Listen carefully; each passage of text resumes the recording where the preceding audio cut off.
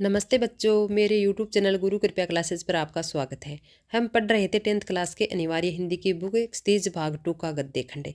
गद्य खंड का आज हम नया चैप्टर स्टार्ट करेंगे जिसका नाम है नौबत खाने में इबादत। और इसके लेखक कौन है? यतीन्द्र मिश्र।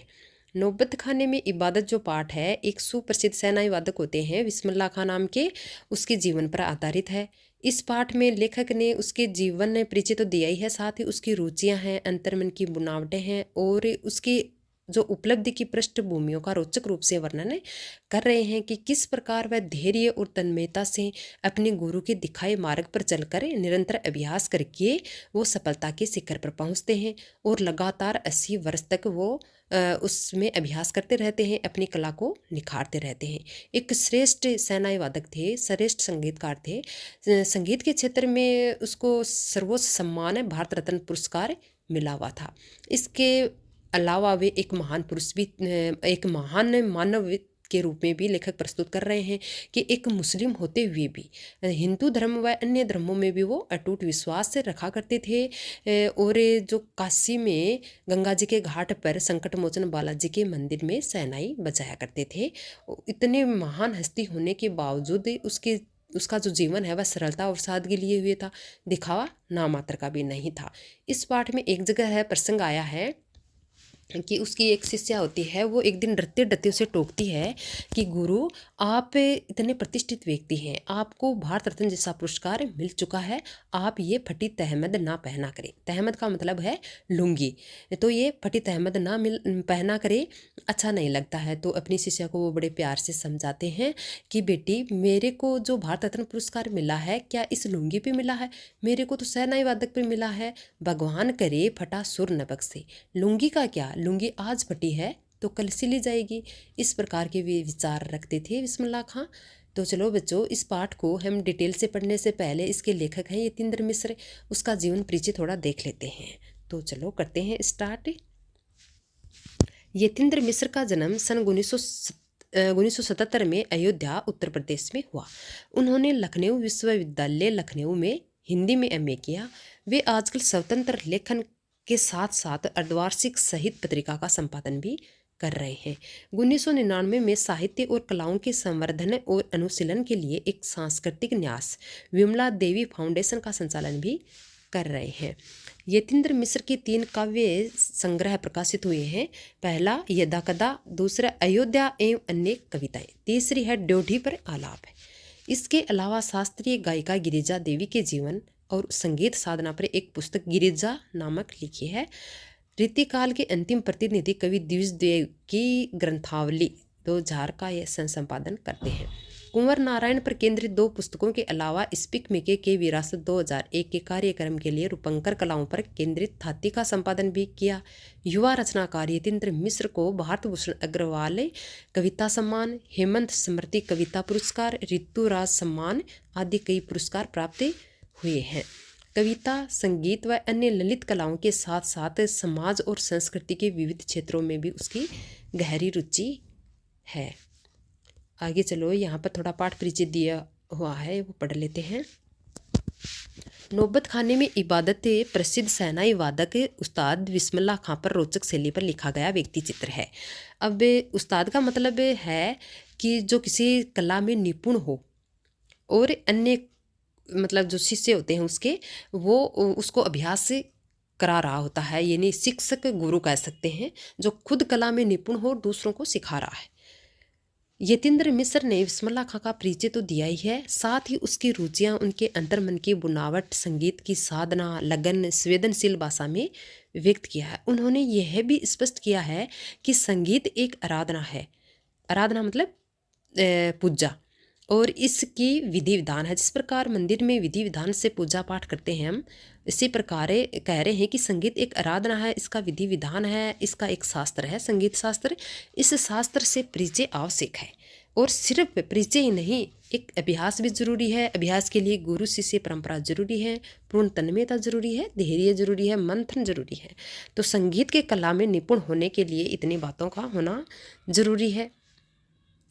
कि मतलब एक विधि विधान से इसको सीखा जाता है। शास्त्र है उसका, उस शास्त्र संगीत शास्त्र का ज्ञान होना ज़रूरी है और अभ्यास भी ज़रूरी है। उसके लिए गुरु होना ज़रूरी है। पूरी तन्मयता, धैर्य और मंथन ज़रूरी है। वह लगन और धैर्य बिस्मिल्लाह खां में रहा, तभी तो 80 वर्ष की उम्र में भी उसकी साधना चलती रहती है। यतीन्द्र मिश्र संगीत की शास्त्रीय परंपरा के गहरे जानकार हैं। इस पाठ में इसकी कई अनुगुंजें हैं जो पाठ को बार बार पढ़ने के लिए आमंत्रित करती हैं। भाषा सहज, प्रवाहमयी और प्रसंग और संदर्भों से भरी हुई है। चलो अब पाठ पढ़ते हैं अपना डिटेल से। नौबत खाने में इबादत। नौबत खाने का क्या अर्थ होता है और क्या इबादत का अर्थ होता है? देखो, नौबत खाना जो धार्मिक स्थल, मंदिर आदि धार्मिक स्थल होते हैं, उसके प्रवेश द्वार पर मंगल ध्वनि बजाने का स्थान होता है। अब मंगल ध्वनि क्या होती है? मंगल ध्वनि होती है कि मंदिर आदि में जो प्रातःकालीन बजाए जाने वाला शहनाई आदि का स्वर होता है। जो वाद्य यंत्र बजते हैं आरती के समय मंदिरों में, शहनाई, जो बड़ा घंटा बजता है, छोटी घंटी, मजीरा, नगाड़ा आदि की जो मिली जुली ध्वनि, सुरीली ध्वनि निकलती है, मधुर ध्वनि निकलती है, उसे मंगल ध्वनि कहते हैं। ठीक है। और इबादत का अर्थ होता है पूजा या उपासना। तो चलो पढ़ते हैं। सन 1916 से 1922 के आसपास की बात है। काशी पंचगंगा घाट स्थित बालाजी मंदिर की डोडी और डोडी का नौबत खाना और नौबत खाने से निकलने वाली मंगल ध्वनि, वहाँ के कुछ वातावरण का थोड़ा वर्णन कर रहे हैं। अमीरुद्दीन अभी सिर्फ 6 साल का है। अमीरुद्दीन जो बचपन का नाम है, बिस्मिल्लाह खां का बचपन का नाम है अमीरुद्दीन। ठीक है। और उसका बड़ा भाई है शमसुद्दीन, वो 9 साल का है। ठीक है। अमीरुद्दीन को पता नहीं है राग किस चिड़िया को कहते हैं। और ये जो मामा जान है, मामू जान वगैरह, जो बात बात पर भीम पलासी और मुल्तानी कहते रहते हैं। भीम पलासी और मुल्तानी संगीत के रागों के नाम होते हैं। क्या वाजिब मतलब हो सकता है, मतलब क्या सही मतलब है इन शब्दों का, वो उस लिहाज से अभी उम्र नहीं है मेरे दिन की जान सके इन इतने भारी भरकम शब्दों के वजन कितना होगा। गोया गोया मतलब फिर भी इतना ज़रूर है कि अमीरुद्दीन और शमसुद्दीन के मामा द्वे उन्हें मतलब दोनों मामा शाहिद हुसैन और अली बख्श से देश के जाने माने शहनाई वादक हैं। विभिन्न रियासतों के दरबार में वो बजाते आए हैं। रोज नामचे में बालाजी का मंदिर सबसे ऊपर आता है। रोज नामचा मतलब रोज का लेखा जोखा, दिनचर्या का लेखा जोखा, उसमें सारी दिनचर्या में सबसे पहले बालाजी के मंदिर से ही उसकी शुरुआत होती है। मतलब ये हर दिन की शुरुआत वहीं डोडी पर होती है। मंदिर के विग्रहों को पता नहीं कितनी समझ है। विग्रहों यानी मूर्तियों, मंदिर की मूर्तियों को पता नहीं कितनी समझ है, जो रोज़ बदल बदल कर मुल्तानी, कल्याण, ललित और कभी भैरव रागों को सुनते रहते हैं। ये रागों के नाम हैं। ये खानदानी पेशा है अली बख्श के घर का, और उसके अब्बाजान भी यहीं डोडी पर शहनाई बजाते रहते हैं। अली बख्श कौन है? अमीरुद्दीन के मामा का नाम है। बिस्मिल्लाह खां के मामा होते हैं अली बख्श, और उसके अब्बाजान यानी उसके नाना। ठीक है। तो वो भी वहीं पर मंदिर में जो शहनाई बजाते आए हैं, और उसका खानदानी पेशा है, रोजगार है। अमीरुद्दीन का जन्म डुमराव बिहार के एक संगीत प्रेमी परिवार में हुआ। 5-6 वर्ष की डुमराव में बिताकर, मतलब अपने गांव में बिताकर, वो नाना के घर ननिहाल काशी आ जाते हैं। डुमराव का इतिहास में कोई स्थान बनता हो ऐसा नहीं लगा कभी, पर यह जरूर है कि शहनाई और डुमराव एक दूसरे के लिए उपयोगी है। कैसे? देखो, शहनाई बजाने के लिए रीड का प्रयोग होता है। रीड अंदर से पोली होती है, यानी खोखली होती है, जिसके सहारे शहनाई को फूंका जाता है। और रीड नरकट एक प्रकार की घास से बनाई जाती है, जो डुमराव के मुख्यतः सोन नदी के किनारों पर पाई जाती है। वो घास इतनी सी महत्ता है उस समय डुमराव की, जिसके कारण शहनाई जैसा वाद्य यंत्र बजता है। फिर अमीरुद्दीन, जो हम सबके प्रिय हैं, अपने उस्ताद बिस्मिल्लाह खां साहब, उसका जन्म स्थान भी डुमराव ही है। इनके परदादा उस्ताद जो बिस्मिल्लाह खां, उसके परदादा सलार हुसैन खां डुमराव निवासी थे, और बिस्मिल्लाह खां उस्ताद पैगंबर बख्श खां और मिठन के छोटे साहबजादे थे। साहबजादे मतलब बेटे थे, पुत्र थे। आगे देखो, अमीरुद्दीन की उम्र अभी 14 साल है। मसलन यानी उदाहरण के रूप में, मसलन का अर्थ है उदाहरण के रूप में, बिस्मिल्लाह खां की उम्र अभी 14 साल है। वही काशी है, वही पुराना बालाजी का मंदिर, जहां बिस्मिल्लाह खां को नौबत खाने रियाज के लिए जाना पड़ता था। नौबत खाने में रियाज यानी अभ्यास के लिए, शहनाई बजाने के लिए जो अभ्यास किया करते थे उसके लिए जाना पड़ता था। मगर एक रास्ता है बालाजी मंदिर तक जाने का, वह रास्ता रसूलन बाई और बतुलन बाई के यहाँ से होकर जाता है। इस रास्ते से अमीरुद्दीन को जाना अच्छा लगता है। क्यों? देखो, इस रास्ते न जाने कितनी तरह के बोल बनाव, कभी ठुमरी, कभी टप्पे, कभी दादरा के मार्फत मार्फत यानी जरिए डोडी तक पहुँचते रहते हैं। रसूलन और बतुलन जब गाती है तब अमीरुद्दीन को खुशी मिलती है। अपने ढेरों साक्षात्कारों में वे बिस्मिल्लाह खां ने स्वीकार किया है कि उन्हें अपने जीवन के प्रारंभिक दिनों में संगीत के प्रति आसक्ति इन्हीं गायिका बहनों को सुनकर मिली। इस प्रकार से उसके अबोध उम्र में अनुभव की स्लेट पर संगीत प्रेरणा की वर्णमाला रसूलन बाई और बतुलन बाई ने ही उकेरी है। साक्षात्कारों में मतलब यहाँ पर है कि जिससे भी वो मिलते थे, जितने लोगों से मिलते थे, उसके सामने वो स्वीकार करते थे कि उसके संगीत के प्रति प्रेम होने का मतलब जो प्रारंभिक कारण है वह उन दोनों बहनों के गायन को सुनकर ही हुआ। ठीक है। अनुभव की स्लेट पर संगीत प्रेरणा की वर्णमाला का आशय क्या है यहाँ पर कि जो शिक्षा का प्रारंभ है वह वर्णमाला या अक्षर ज्ञान से होता है और ये शिक्षा का प्रथम चरण भी होता है। बिस्मिल्लाह खान ने भी संगीत की प्रेरणा की वर्णमाला अर्थात संगीत का प्रारंभिक ज्ञान है, अनुभव है, वह प्रतिदिन मंदिर जाते समय दोनों बहनों के गायन से ही प्राप्त किया था। आगे चलो। वैदिक इतिहास में शहनाई का कोई उल्लेख नहीं मिलता है। इसी संगीत शास्त्र के अंतर्गत सुशीर वाद्यों में गिना जाता है।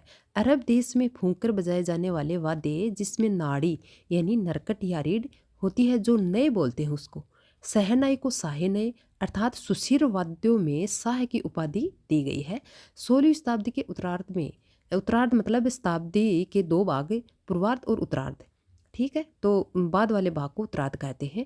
तानसेन के द्वारा रची बंदिश से जो संगीत राग है, बंदिश मतलब संगीत रचना, जो संगीत राग कल्पद्रुप से प्राप्त होती है, में शहनाई, मुरली, वंशी और श्रृंगी एवं मूर्छंग आदि का वर्णन पाया जाता है। राग कल्पद्रुप में ये जो वाद्य यंत्र दिए गए हैं नाम, उसके नामों का वर्णन इसमें किया गया है, ये बता रहे हैं। आगे देखो। अवधि पारंपरिक लोकगीतों एवं चैती शहनाई का उल्लेख बार बार मिलता है। मंगल का परिवेश से प्रतिष्ठित करने वाला ये वाद्य इन जगहों पर मांगलिक विधि विधानों के अवसर पर ही प्रयुक्त हुआ है। दक्षिण भारत के मंगल वाद्य यंत्र है नागस्वरम की तरह शहनाई प्रभाती की मंगल ध्वनि का संपूरक है।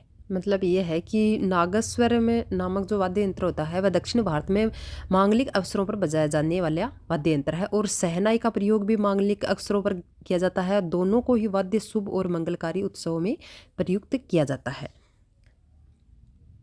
आगे चलो। शहनाई के इसी मंगल ध्वनि के नायक बिस्मिल्लाह खां साहब 80 वर्ष से सुर मांग रहे हैं। सच्चे सुर की नेमत 80 वर्ष के पांचों वक्त वाली नमाज इसी सुर को पाने की प्रार्थना में खर्च हो जाती है। लाखों सजदे इसी एक सच्चे सुर की इबादत में खुदा के आगे झुकते हैं। वे नमाज के बाद सजदे में गिड़गिड़ाते हैं, मेरे मालिक एक सुर बख्श दे। सुर में वह तासीर पैदा कर दे, आँखों से सच्चे मोती की तरह अनगढ़ आंसू निकल आए। उनको यकीन है कभी खुदा यूं ही उस पर मेहरबान होगा और अपनी झोली से सुर का फल निकाल कर उसकी ओर उछालेगा, फिर कहेगा, ले जा अमरुद्दीन, इसको खा ले और कर ले अपनी मुराद पूरी। यहाँ पर शहनाई के इसी मंगल ध्वनि के नायक क्यों कहा है? क्योंकि देश के महानतम शहनाई वादक के रूप में उसे मान्यता प्राप्त है और जो सर्वोच्च सम्मान इस क्षेत्र में उसे भारत रत्न जैसा पुरस्कार मिल चुका है। ठीक है।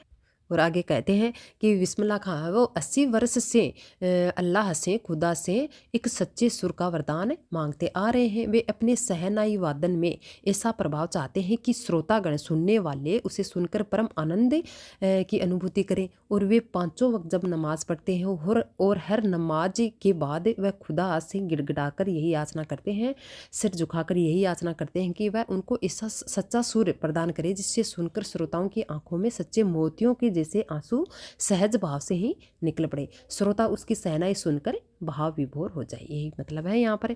आगे देखो। अपने ऊहापोह यानी असमंजस से बचने के लिए हम स्वयं किसी शरण, किसी गुफा को खोजते हैं जहाँ अपनी दुश्चिंता, दुर्बलताओं को छोड़ सके और वहाँ से फिर अपने लिए एक नया तिलस्म गढ़ यानी नई जिंदगी शुरुआत कर सके।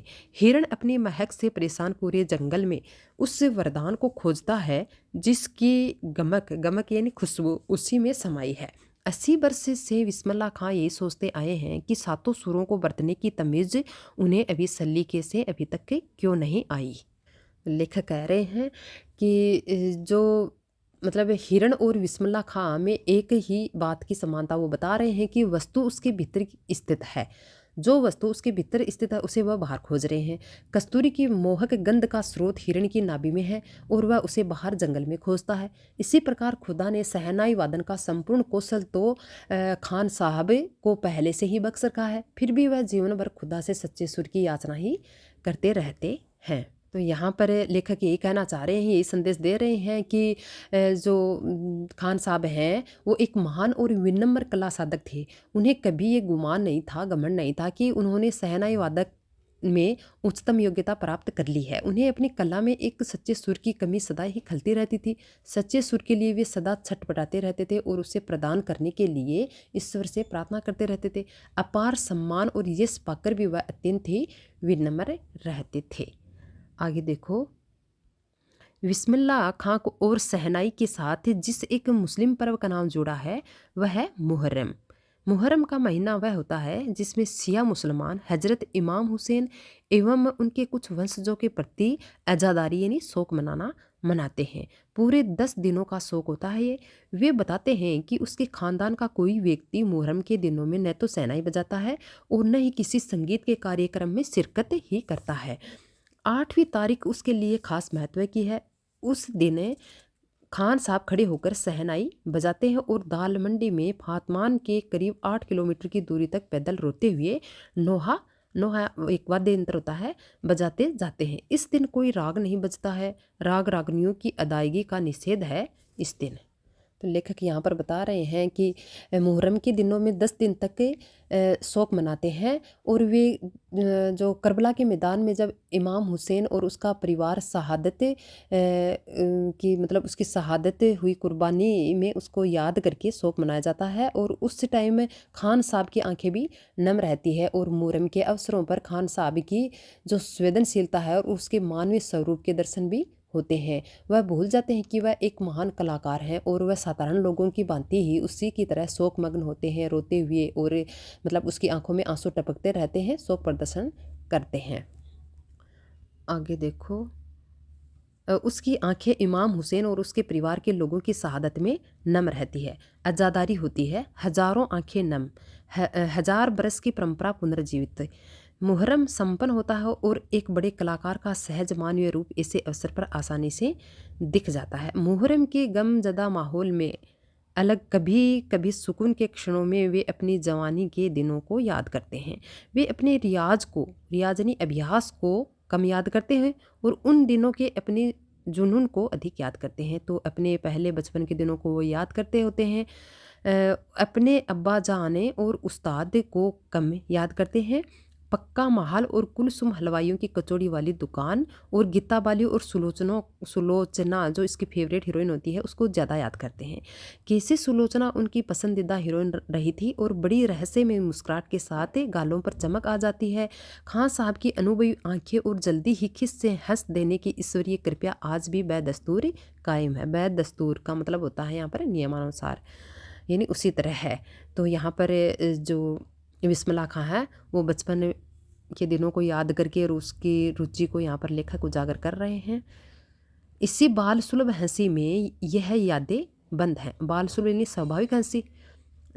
वे जब उनका जिक्र करते हैं तब फिर उसी नैसर्गिक आनंद में आंखें चमक उठती है। नैसर्गिक यानी प्राकृतिक। अमीरुद्दीन जब सिर्फ 4 साल का रहा होगा छुपकर नाना को शहनाई बजाते हुए सुनता था।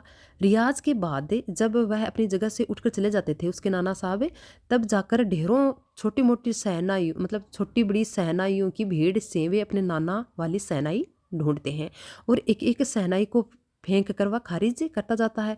सोचता है लगता है मिठी वाली शहनाई दादा कहीं और रखते हैं।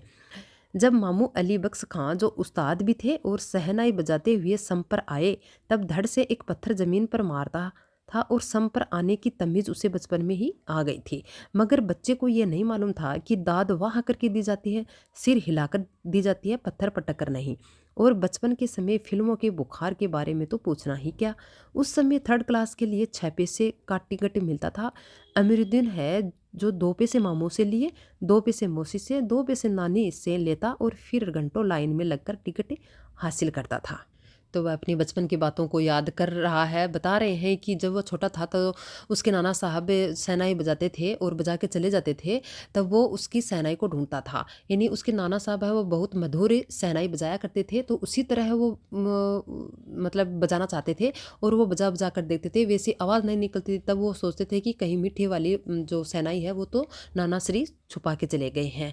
ठीक है, उसे क्या पता कि उसमें के लिए उस सुरीली आवाज़ के लिए निपुण होना ज़रूरी होता है। शहनाई सब एक एक ही होती हैं। ठीक है, तो मीठी तो आवाज़ होती है मधुर, शहनाई थोड़ी होती है। लेकिन वो सोचते थे कि नाना वाली जो शहनाई वो है ही मधुर, इसलिए वो नाना छुपा के रख जाते हैं। और देखो, सम पर आना का मतलब है किसी भी साज की लय समाप्त होने पर जब ताल प्रारंभ होता है तो इस स्थिति को सम कहा जाता है। अमीरुद्दीन को सम पर आने का ज्ञान तो बचपन में ही हो गया था, पर उसे ये पता नहीं था कि सम पर कैसे दाद दी जाती है, प्रशंसा की जाती है। वह अपनी समझ के अनुसार जमीन पर पत्थर पटक कर दाद देता था, प्रशंसा करता था, जबकि दाद वाह करके या सिर हिलाकर दी जाती है।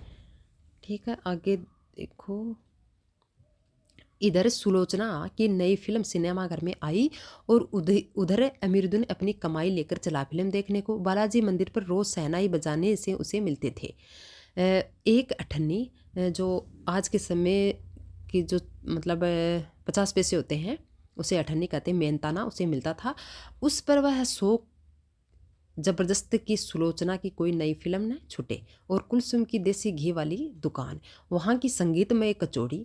संगीतमय कचौड़ी होने का मतलब देखो, संगीतमय कचौड़ी इस तरह है क्योंकि कुलसुम जब कलकलाते घी में कचौड़ी डालते थे उस समय छन से उठने वाली आवाज़ में उसे सारे आरोह अवरोह यानी संगीत का जो उतार चढ़ाव होता है वो दिख जाते थे, इसलिए उसे संगीतमय कचौड़ी कहा। राम जाने कितनों ने ऐसी कचौड़ी खाई होगी, मगर इतना तय है कि अपने खान साहब रियाजी और स्वादी दोनों ही रहे और इस बात में कोई शक नहीं है कि दादा की मीठी शहनाई उसके हाथ लग चुकी थी।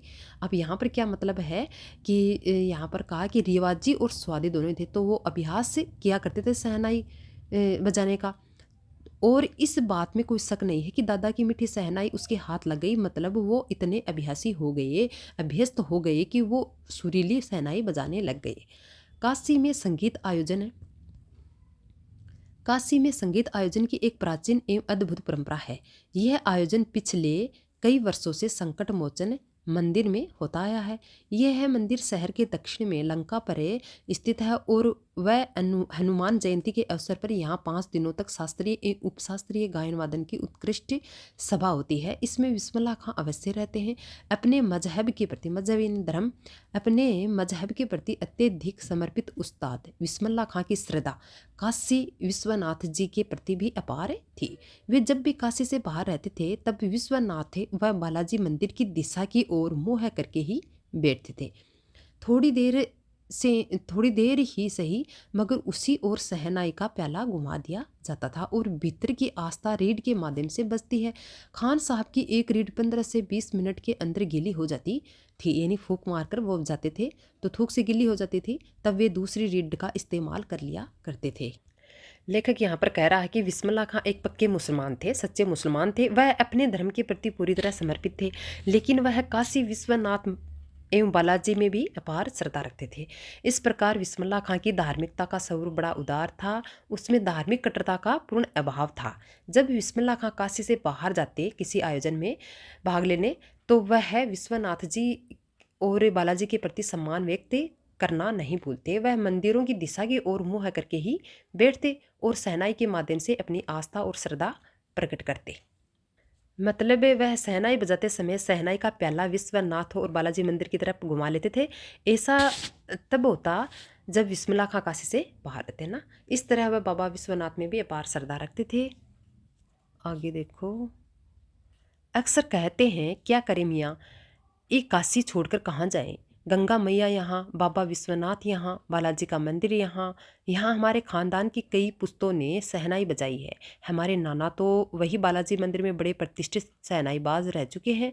अब हम क्या करें, मरते दम तक न ये शहनाई छूटेगी न काशी।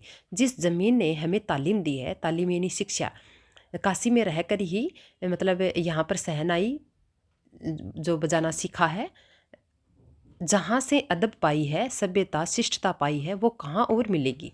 सहनाई और काशी से बढ़कर कोई जन्नत यानी स्वर्ग इस धरती पर और कहाँ है, धरती पर हमारे लिए कहाँ है। क्योंकि विस्मला खां है वो काशी की अनेक वस्तुओं से गहराई से जुड़े हुए थे। गंगा मैया, बाबा विश्वनाथ, बालाजी मंदिर से दूर होने की वह कल्पना भी नहीं कर रहे थे। इस कारण उन्हें काशी छोड़कर कहीं और जाना स्वीकार ही नहीं था। और काशी को जन्नत से बड़ा इन्होंने बताया है कि काशी की भूमि में विस्मला खां को सहनाई की तालीम दी है, शिक्षा दी है और अदब शिष्टता सीखी है। यहाँ पर इस बात को वह कृतज्ञतापूर्वक स्वीकार करते हैं। काशी को स्वर्ग से बढ़कर बताने के पीछे जो इसका भाव है, काशी से प्रेम और श्रद्धा का ही भाव है। आगे देखो, काशी संस्कृति की पाठशाला है। शास्त्रों में आनंद कानन के नाम से प्रतिष्ठित काशी में क्या है, शास्त्रों में आनंद कानन के नाम से प्रतिष्ठित काशी में कलाधर हनुमान और नृत्य विश्वनाथ हैं। काशी में विस्मला खां हैं। काशी में हजारों सालों का इतिहास है, जिसमें पंडित कंठे महाराज हैं, विदाधरी हैं, बड़े रामदास जी हैं और मौजूदीन खां है। वह इस रसिकों से उपकृत होने वाला अपार जनसमूह है। यानी जो ये रसिक हैं, जो महान जो सेनाई वादक हैं, जो महान लोग हैं, इससे उपकृत मतलब जो जनसमूह है वो भी यहीं पर है। यह एक अलग काशी है जिसकी अलग ही तहजीब है, अलग ही तौर तरीके हैं, अपनी अलग बोली है, अपनी अलग शिष्टता है, उसके अपने अलग ही उत्सव हैं, अपना अलग ही गम है, शोक है, अपना सेहरा बना और अपना नौहा। सेहरा बना यानी जो शादी के समय गाया जाने वाला संगीत का नाम होता है एक, और नौहा वाद्य यंत्र। आप यहाँ संगीत को भक्ति से, भक्ति को किसी भी धर्म के कलाकार से, कजरी को चेती से, विश्वनाथ को विशालाक्षी से, विस्मला खां को गंगा द्वार से अलग करके नहीं देख सकते। यानी एक दूसरे के वहाँ पर जो लोग हैं वो एक दूसरे के पूरक हैं, एक दूसरे से जुड़े हुए हैं। लेखक का तात्पर्य है कि काशी में कला, भक्ति है, धर्म, लोक जीवन आपस में ऐसे गुंथे हुए हैं कि इनको अलग करके देखना संभव ही नहीं है। इनके बीच कोई भी सीमा रेखाएं नहीं है। संगीत में भक्ति समाई हुई है। भक्ति में हर धर्म का कलाकार अपनी आस्था व्यक्त करता है। कजरी के साथ चेती, विश्वनाथ के साथ विशालाक्षी और विस्मला खां के साथ गंगा मैया का जुड़ाव है। ठीक है, आगे देखो। अक्सर समारोहों एवं उत्सवों में दुनिया कहती है कि विस्मला खां है। विस्मला खां का मतलब है विस्मला खां की सहनाई। विस्मला खां की सहनाई से विस्मला खां को जानते हैं। सहनाई का तात्पर्य है विस्मला खां का हाथ है। हाथ से आ से इतना भर की विस्मला खां की फूंक और सहनाई की जादुई आवाज़ का असर हमारे सिर चढ़कर बोलने लगता है। सहनाई में सरगम भरा है। खान साहब को ताल मालूम है, राग मालूम है। ऐसा नहीं है कि बेताले गाएंगे यानी बेसुरे गाएंगे। सहनाई में 7 सुर लेकर निकल पड़े। सहनाई में परवदिगार गंगा मैया है, उस्ताद की नसीहत लेकर उतर पड़े। दुनिया कहती है कि सुभान अल्लाह, तिस पर विस्मिल्लाह खां कहते हैं कि अल्हम्दुलिल्लाह। जब लोग जो विस्मिल्लाह खां की सहनाई पर जो मुग्ध होकर तारीफ करते हैं कि सुभान अल्लाह कहते हैं, तो खान साहब कहते हैं कि अल्हम्दुलिल्लाह, जिसका भाव ये है कि तारीफ मेरी नहीं बल्कि अल्लाह की तारीफ है। यह है उसकी ही निरअभिमानता का सबूत यहाँ पर दे रहे हैं लेखक। छोटी छोटी उपज से मिलकर एक बड़ा आकार बनता है। सहनाई का करतब शुरू होने लगता है। विस्मिल्लाह खां का संसार सुरीला होना शुरू हो जाता है। फूक में अजान की तासीर उतरती चली जाती है। देखते देखते सहनाई 1.5 शतक के साज से 2 शतक का साज बन जाती है। साजों की कतार में सरताज हो जाती है। अमीरुद्दीन की सहनाई गूंज उठी। उस फकीर की दुआ लगी कि जिसने अमीरुद्दीन से कहा बजा बजा। तो लेखक ये कहना चाह रहे हैं कि लोग संगीत समारोह में विस्मिल्लाह खां को उसकी सहनाई वादन की शिष्टता से ही पहचानते हैं। उसके सहनाई वादन की शैली और प्रभाव सबसे अलग है, जिसे वो सुनते ही लोग पहचान जाते हैं कि खान साहब सहनाई बजा रहे हैं। उसके सहनाई वादन में एक जादुई प्रभाव होता है जो श्रोताओं को मंत्र मुग्ध कर देता है। उसमें सरगम का सिद्ध प्रयोग और ताल का सही निर्वाह होता है। आगे देखो। किसी दिन एक शिष्या ने डरते डरते खान साहब को टोका, बाबा आप ये क्या करते हैं? इतनी प्रतिष्ठा है आपकी, अब तो आपको भारत रत्न भी मिल चुका है। ये फटी तहमद न पहना करे। तहमद मतलब लुंगी। अच्छा नहीं लगता, जब भी कोई आता है तो आप इसी फटी तहमद में सबसे मिल लेते हो। खान साहब मुस्कुराए, लाड से भरकर बोले, धत पगली ई भारत रत्न आपको हमको सहनाइयों पे मिला है, लुंगिया पे नहीं। तुम लोगों की तरह बनाव श्रृंगार देखते रहे तो उम्र भी बीत जाती, हो चुकी होती सहनाई, तब क्या खाक रियाज हो पाता। ठीक है बिटिया, आगे से नहीं पहनेंगे, मगर इतना बता देते हैं कि मालिक से यही दुआ है, फटा सुर न बख्शे। लुंगिया का क्या, आज फटी है तो कल सी जाएगी। तो लेखक इतने महान हस्ती की सादगी के बारे में यहाँ पर बता रहे हैं कि खान साहब एक महान कलाकार के रूप में देश के सर्वोच्च सम्मान भारत रत्न से सम्मानित हो चुके थे। उससे मिलने के लिए विशिष्ट लोग भी आया करते थे, लेकिन खान साहब अपनी वेशभूषा के प्रति बिल्कुल लापरवाह थे। वह एक पुरानी फटी लुंगी लपेटकर सभी स्तरों के मेहमानों से वह निसंकोच मिल लिया करते थे। शिष्या को तो ये बात बहुत ही खटकती थी, लेकिन इस कारण उसने खान साहब को डरते डरते वो टोकती है और कहती है उससे। तो शिष्य की बात सुनकर खान साहब तनिक भी नाराज़ नहीं होते हैं, बल्कि बड़े लाड से उसे मुस्कुराते हुए भी कहते हैं कि भारत रत्न का सम्मान उसे सहनाई पर सहनाई पर मिला है, लुंगी पर नहीं। लुंगी का क्या, आज फट गई तो कल सिली जाएगी। उन्हें सबसे अधिक ध्यान अपनी सहनाई पर देना चाहिए, न कि कपड़ों पर। ठीक है। सन 2000 की बात है। ठीक है। पक्का माहौल जो पहले 2016 से 22 की बात हो रही थी, और अब सन 2000 की बात बता रहे हैं कि पक्का माहौल काशी विश्वनाथ से लगा हुआ अधिकतम इलाका। तो पक्का माहौल से मलाई बर्फ़ बेचने वाले जा चुके हैं। खान साहब को इसकी कमी खलती है। अब देसी घी में भी वह बात कहाँ कहाँ वह कचौड़ी जलेबी, खान साहब को बड़ी शिद्दत से कमी खलती है। अब संगतियों के लिए गायकों के मन में भी कोई आदर नहीं है। संगतियाँ संगतकार जो मुख्य वादक होता है उसके जो सहायक संगीतकार होते हैं साथ बैठे, वो खान साहब अफसोस जताते हैं, अब घंटों रियाज को कौन पूछता है। रियाज यानी अभ्यास, जो घंटों अभ्यास किया करते थे किसी कला के लिए, अब उसको कौन पूछता है। हैरान है बिस्मिल्लाह खां, कहाँ वह कजली जेती और अदब का जमाना। तो बिस्मिल्लाह खां कह रहे हैं कि 2000 की वो बात बता रहे हैं कि अब वहाँ का माहौल कुछ बदला बदला सा है। सचमुच हैरान करती है काशी पक्का माहौल से जैसी मलाई बरफ गया। संगीत, साहित्य और अदब की बहुत सारी परंपराएं लुप्त हो गई हैं। एक सच्चे सुर साधक हैं और सामाजिक की भांति बिस्मिल्लाह खां साहब को इन सब की कमी खलती है। काशी में जिस तरह बाबा विश्वनाथ और बिस्मिल्लाह खां एक दूसरे के पूरक रहे हैं, उसी तरह मुहर्रम, ताजिया और होली, अबीर, गुलाल की गंगा यमुनी संस्कृति भी एक दूसरे के पूरक रहे हैं। अभी जल्दी ही बहुत कुछ इतिहास बन चुका है। मतलब अब प्रचलन में जो चीज़ नहीं है उसे इतिहास कहते हैं, जो बीत चुका है उसे इतिहास कहते हैं। अभी आगे बहुत कुछ इतिहास बन जाएगा। फिर भी कुछ बचा है जो सिर्फ काशी में है। काशी आज भी संगीत के स्वर पर जगती है और उसी की थापों पर सोती है। काशी में मरण भी मंगल माना जाता है। काशी आनंद कानन है। सबसे बड़ी बात है कि काशी के पास उस्ताद बिस्मिल्लाह खां जैसा लय और सुर की तमीज़ सिखाने वाला नायाब हीरो रहा है, जो हमेशा से दो कौमों को, हिंदू मुस्लिम को, एक होने और आपस में भाईचारे के साथ रहने की प्रेरणा देता है। तो लेखक कह रहे हैं कि सब काशी में सब कुछ बदल चुका है, लेकिन फिर भी काशी के लिए सबसे बड़ी बात यह है कि यहाँ उस्ताद बिस्मिल्लाह खां जैसी अद्वितीय कलाकार का निवास रहा है, जिसकी संगीत साधना लोगों के लय और सुर के उत्कृष्ट प्रयोग की शिक्षा देती है। बिस्मिल्लाह खां का जीवन धार्मिक सद्भाव का जीता जागता उदाहरण था और उन्होंने हिंदू मुस्लिम दोनों कौमों को एकता और भाईचारे के साथ रहने की प्रेरणा दी, और साथ ही काशी को आनंद पूर्वक भी, मतलब आनंद कानन भी माना है। आनंद कानन का मतलब होता है आनंद से पूर्ण वन। काशी आनंदमय भूमि है। यहाँ कला प्रेमी, रसिक, साहित्य अनुरागियों के लिए भी आनंद के साधन उपलब्ध हैं, और धर्म तथा अध्यात्म के द्वारा भी जो आत्मानंद चाहने वालों के लिए भी साधनों और अवसरों की कमी नहीं है। काशी में मरण भी मंगलमय माना जाता है। काशी में प्राण त्यागने वाले जीव मात्र की मुक्ति हो जाती है, ऐसा विश्वास है। ठीक है। तो वो बिस्मिल्लाह खां है, वो काशी में होने वाले परिवर्तनों से हैरान हो रहे हैं। आगे चलो, आगे देखो।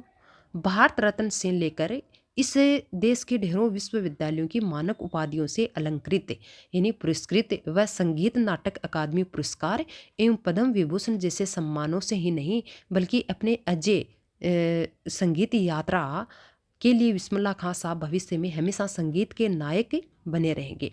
90 वर्ष की भरी पूरी आयु में 21 अगस्त 2006 को संगीत रसिकों की हार्दिक सभा से विदा हुए, यानी उसकी मृत्यु हो गई।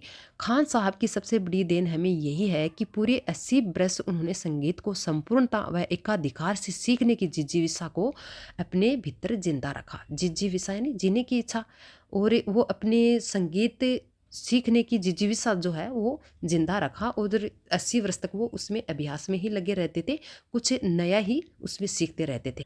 तो यहाँ देखो, संगीत रसिकों की हार्दिक सभा से विदा हुए, यहाँ पर मतलब यह है कि जीवन के पूरे 80 वर्ष तक संगीत के आयोजनों में वो उपस्थित रहकर श्रोताओं पर अपनी संगीत का जादू चलाते रहे। उनके संगीत के जो प्रेमी हैं उनका हार्दिक सम्मान करते थे तथा उसके संगीत को सुनने को लालायित रहते थे। इस कारण ही उसकी मृत्यु को संगीत प्रेमियों की सभा से ही उसकी विदाई बताया है।